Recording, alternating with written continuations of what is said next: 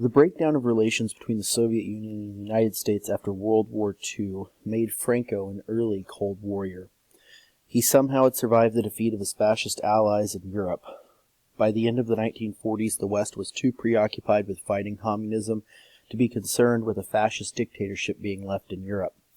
In 1951, President Eisenhower agreed to be the first American president to send a grant to Franco. In the 1950s and 1960s, Spain developed a robust industrial economy and tourist economy for people who were vacationing. Spain by the 1970s was a modernized economy, but a politically repressive state. Franco died in 1975, and within a year his government was dismantled in one of the most successful transitions to democracy in the 20th century. The grandson of Alfonso XIII succeeded Franco, but was more democratic, and in 1978 the country had a constitutional monarchy. Spain joined NATO in 1982 and the EU in 1986.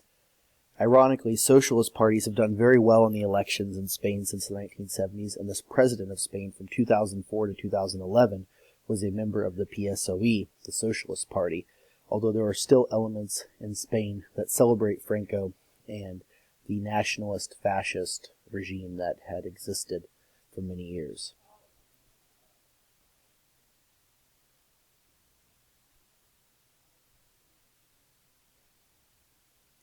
Francoists argued that the war had always been about preserving Catholicism and the traditions of Spain. However, by the 1980s, Spain was like the republic they had hated.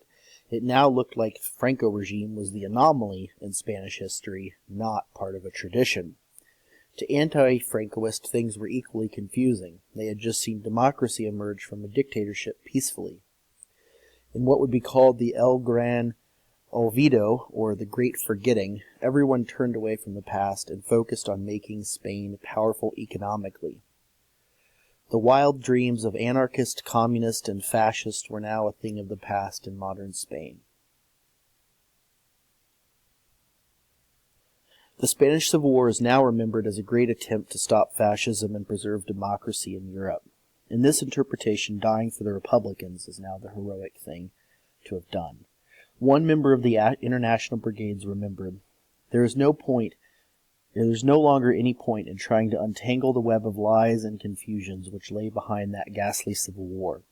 It arose out of total confusion and chaos. There were individuals on both sides who committed every possible form of cruelty and beastliness, and nobody from either side came out of it with clean hands. Even at the moments of greatest gloom and depression, I have never regretted that I took part in it. The situation is not to be judged by what we now know of it, but only as it appeared in the context of the period. And in that context, there was a clear choice for anyone who professed to be opposed to fascism.